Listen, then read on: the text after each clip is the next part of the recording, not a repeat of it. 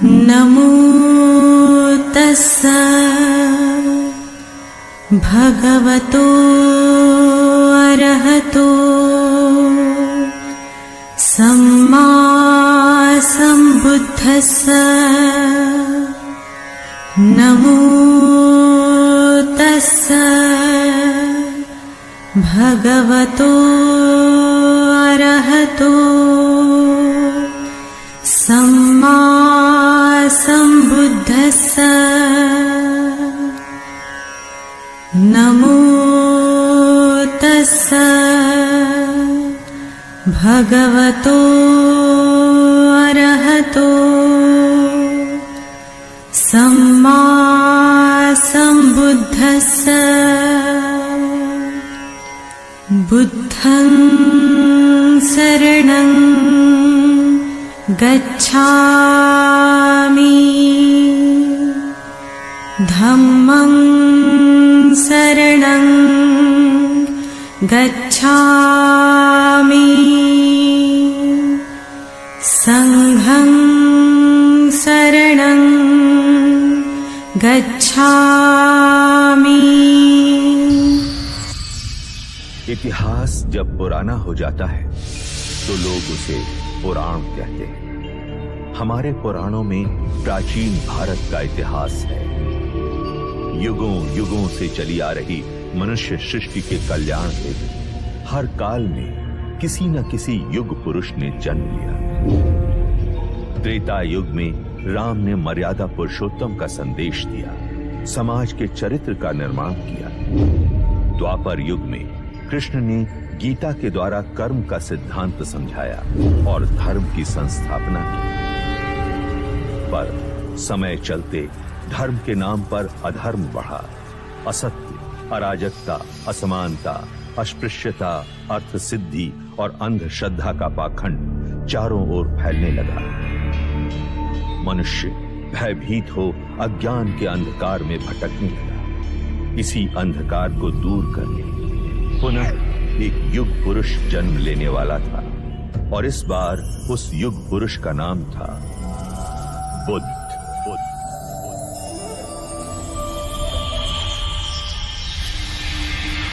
महाभारत युद्ध पश्चात कई युग बीत चुके थे। उस महायुद्ध की परछाई ने भारतवर्ष को कई हिस्सों में बांट दिया था। 2500 वर्ष पूर्व उत्तर पूर्व भारत में मगध और वैशाली के समीप एक संघ राज्य था, कपिलवस्तु। उस समय कपिलवस्तु पर शाक्य कुल के पराक्रमी क्षत्रिय सूर्यवंशी राजा शुद्धोदन का शासन था।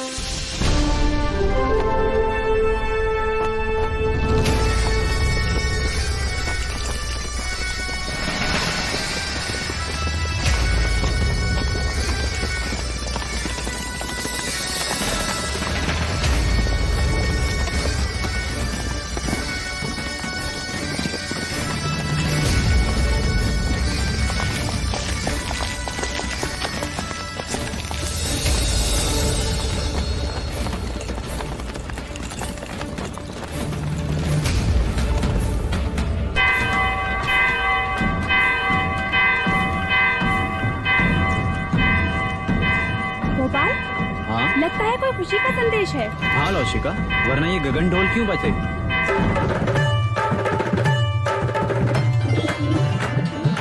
एक ओर से आए राजा, दूजी ओर से पांडव भी। युद्ध हुआ रण में घमासान, अंत में जीते जो थे वीर।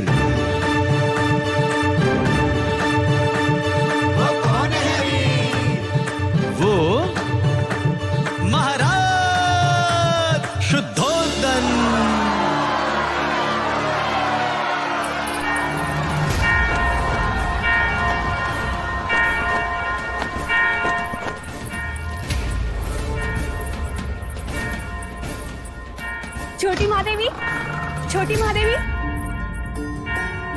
हम तुझे ही आवाज देने वाले थे लसिका। यह गगन ढोल खुशी के समाचार है महादेवी। महाराज शुद्धोधन पांडव भीलों की प्रजाति को युद्ध में पराजित कर कपिलवस्तु लौट रहे हैं। ईश्वर ने हमारी मनोकामना पूरी कर दी। समाचार महादेवी महामाया तक पहुंचा? नहीं, वो इस समय अपने कक्ष में नहीं है। ठीक है, तू गरीबों में अन्नदान का प्रबंध कर। यह खुशी का समाचार हम स्वयं अपनी बड़ी बहन को देंगे।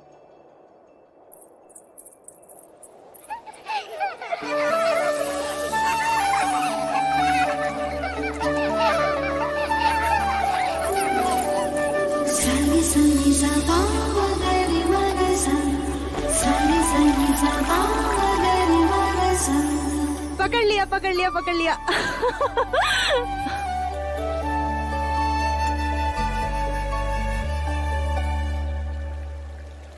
दीपदत्त, बाकी बच्चे कहाँ गए? बच्चे? कौन से बच्चे? यहाँ मैं अकेला हूँ।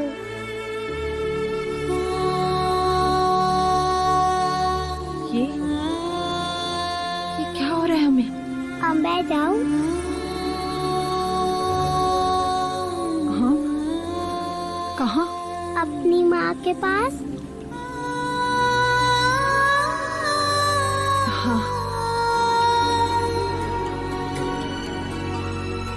पर आपने मुझे एक वचन दिया था ना? हाँ, वो तो मैं भूल ही गया। तो फिर बोलो। बिना बोले मैं आपको जाने नहीं दूंगी। बोलो, बोलो ना। पहले अपनी आंखें तो बंद कीजिए।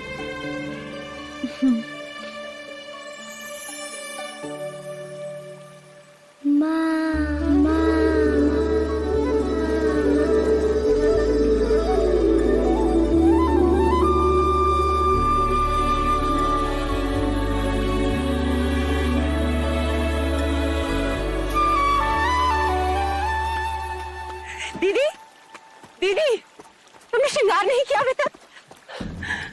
श्रृंगार? वो किस लिए? यह गगन ढोल सुने नहीं तुमने? हमारे समाचार लाई हैं। महाराज विजयी होकर लौट रहे हैं। पूरे कपिल वस्तु में आनंद का गुलाल छाया है। प्रजापति, ये तो बड़ी खुशी की बात है। तो जाकर उनके स्वागत की तैयारी कर और आने पर इतनी सेवा करना, उनकी इतनी खुशी देना उन्हें कि युद्ध भूमि की सारी थकान मिट जाए। और तुम?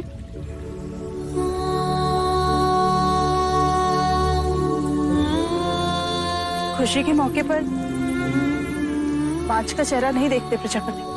दीदी, मेरा चेहरा देखते ही संतान ना होने का मेरा ये दुख महाराज का दुख बन जाएगा और मैं उनके दुख का कारण नहीं बनना चाहती। दीदी, तुमने महाराज से मेरा विवाह इसलिए कराया था ताकि महाराज को संतान सुख प्राप्त हो और कपिल वस्तु को उसका उत्तराधिकार।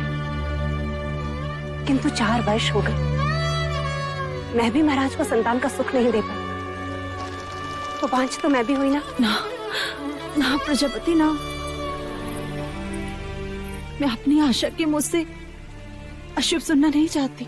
और मैं भी तुम्हें इस हाल में नहीं देखना चाहती। इस वक्त हम दोनों का कर्तव्य है कि हम मिल के महाराज का स्वागत करें और उनकी खुशी को दोगुना कर दें। क्या चाहती हो तुम? बस इतना कि जब महाराज आए तो तुम उनका स्वागत पूरे 16 श्रृंगार के साथ करो और महाराज बस तुम्हें ही देखते रह जाएं। महाराज की, महाराज की, महाराज की, महाराज की, महाराज की, महाराज की, महाराज की, महाराज की, महाराज की, महाराज की, महाराज की, महाराज की, महाराज की, महाराज की, महाराज की, महाराज की। सारी सनी सा मगरी मगसा, सारी सनी सा मगरी मगसा।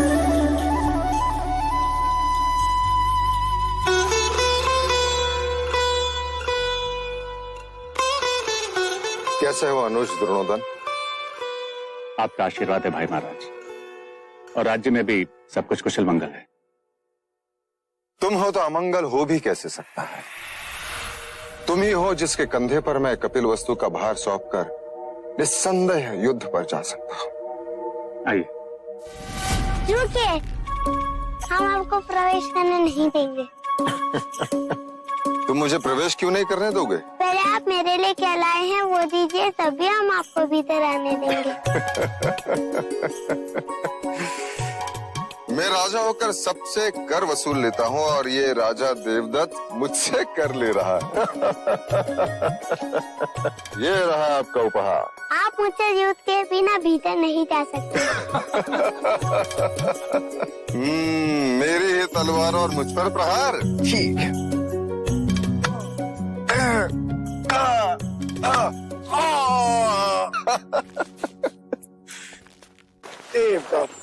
अप्रतिम।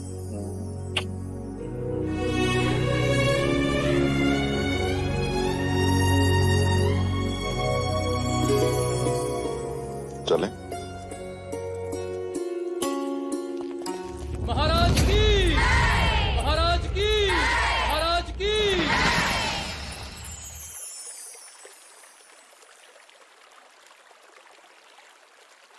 बहुत पीड़ा हो रही है।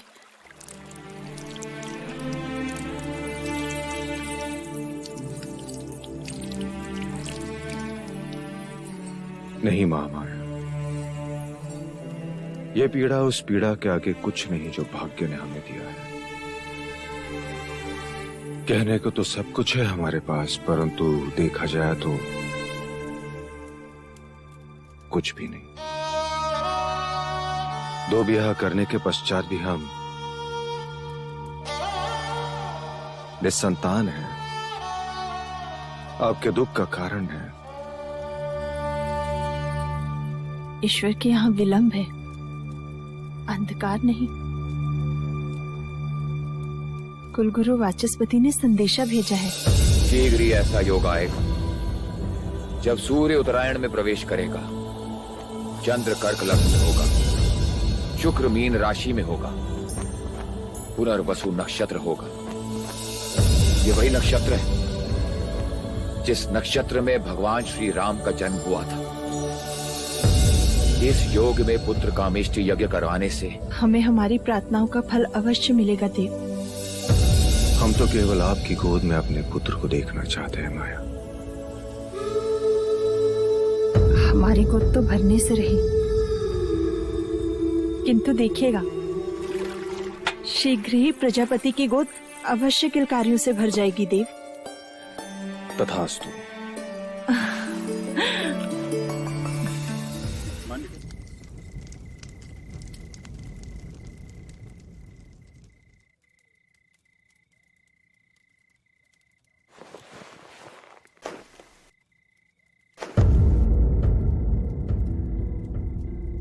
महामाया,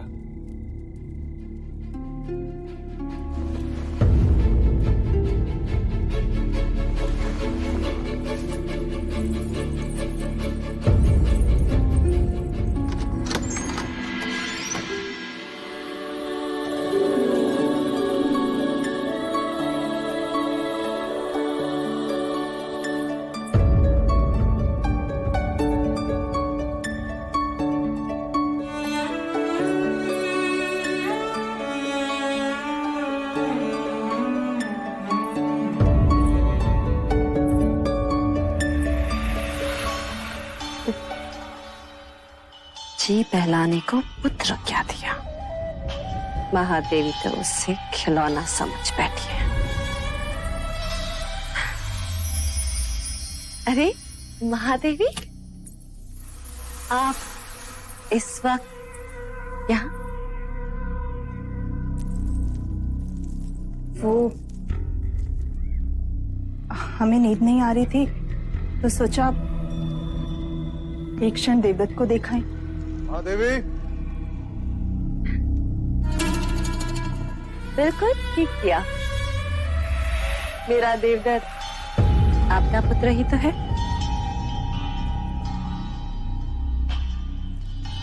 मैं तो हमेशा यही चाहती हूँ कि देवदत्त आपके समीप, आपकी ममता के आंचल में ही रहे। महादेवी, आप यहाँ क्या कर रही हैं?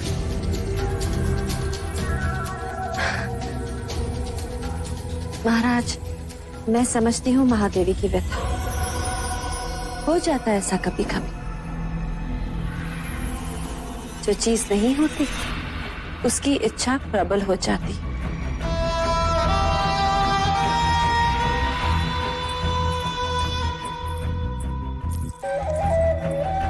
वैसे महाराज, देवदत्त आप ही का पुत्र है, ले जाइए इसे।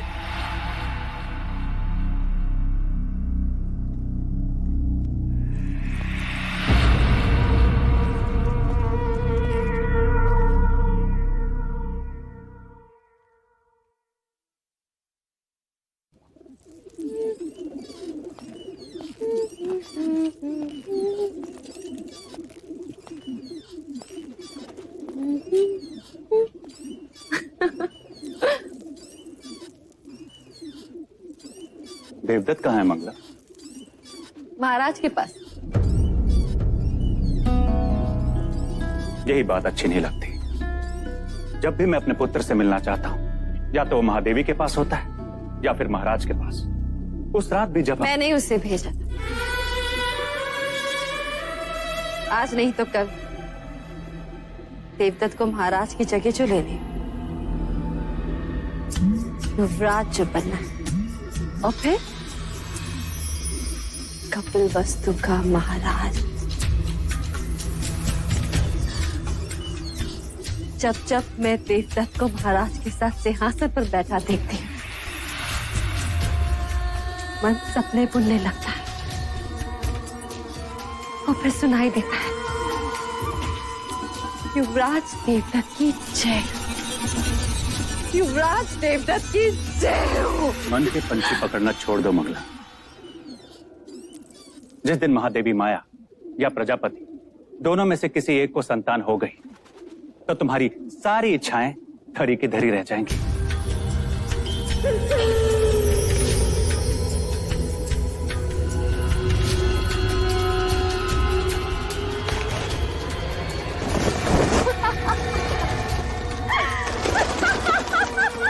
क्या हुआ? देखो, सपनों के पंछियों को कैसे पकड़ लिया मैं। ये उनके सपने थे और मेरा चाव। उन्हें संतान प्राप्त होना असंभव है आज। उसी असंभव को संभव बनाने कुल गुरु वाचस्पति आए पुत्र कामेष्टि यज्ञ कराने के लिए। पुत्र कामेष्टि यज्ञ? ऐसे पुत्र कामेष्टि यज्ञ करने से अगर संतान प्राप्त होने लगे तो सारे संसार में आग लग जाएगी। कामुका जी देवी, इन पंछियों को पिंजरे में बंद कर दो, देवदत्त को तीरंदाजी में काम आएंगे।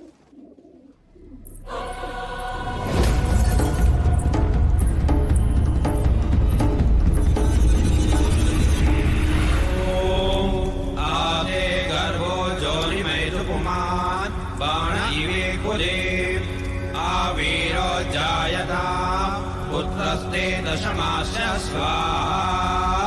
ओम इदं अग्नये नमः। ओम इदं विष्णवे नमः। राजन, सभी देवी देवताओं और ग्रहों के बाद हम कुल देवता सूर्य देव का आवाहन करें। सूर्य देवता अपने कुल की रक्षा हेतु अपनी किरणों पर सवार होकर इस कमल को खिलाएंगे। आदिदेव नमस्तुभ्यं प्रसीद मम भास्कर। दिवाकर नमस्तुभ्यं प्रभाकर नमोस्तुते।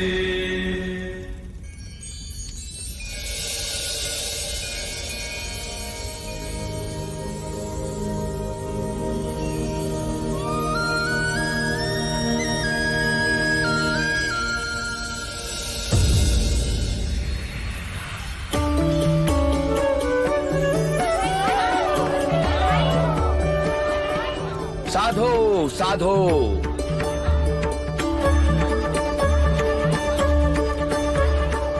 कमल के फूल का खिलना यह संकेत देता है कि आपका भाग्य खुलने वाला है राजन।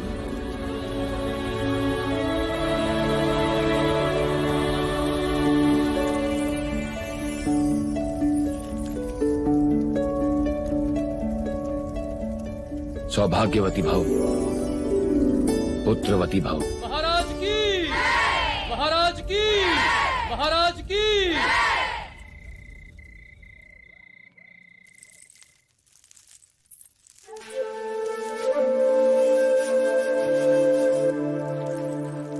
सेनापति, हम आप ही के कक्ष में आ रहे हैं। नहीं देव, हम चाहते हैं कि आज की अशुभ रात्रि आप महादेवी माया के साथ ही बिताएं। परंतु महामाया चाहती है कि आज की रात्रि हमारा मिलन हो। किंतु प्रकृति का संकेत कुछ और ही कह रहा है। हम कुछ समझे नहीं। कुछ दिन स्त्रियों को अकेले ही बिताने होते हैं देव। आप जाएं। कल का सूर्य कपिलवस्तु में नई खुशियां लाएगा। आपकी रात्रि शुभ।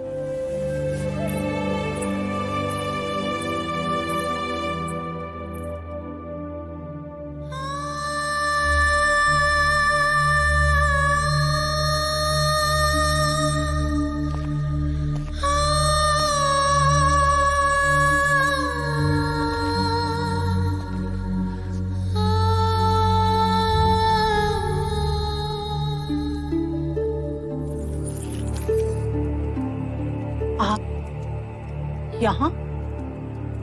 आपको तो प्रजापति के कक्ष में होना चाहिए।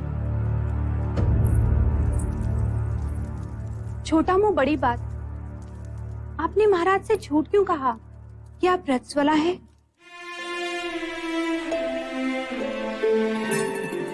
क्योंकि हम चाहते हैं कि कपिलवस्तु का उत्तराधिकारी दीदी की कोख से पैदा हो।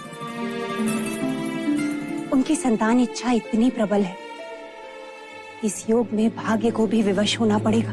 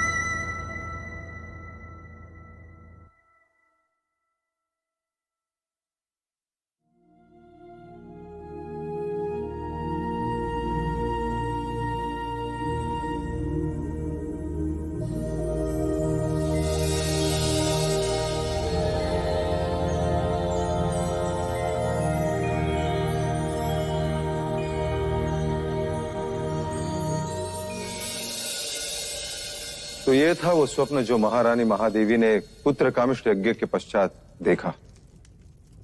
आदरणीय कुलगुरु वाचस्पति एवं समस्त ब्राह्मणगण, कृपा करके हमें यह बताएं स्वप्न का तात्पर्य क्या है?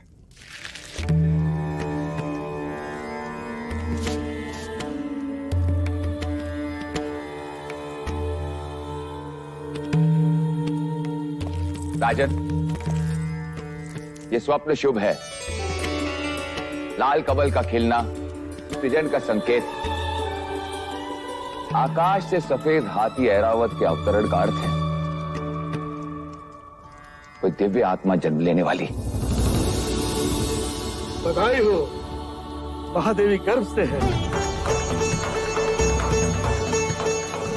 बधाई हो महादेवी, बधाई हो महाराज। बहुत बहुत बधाई। बधाई।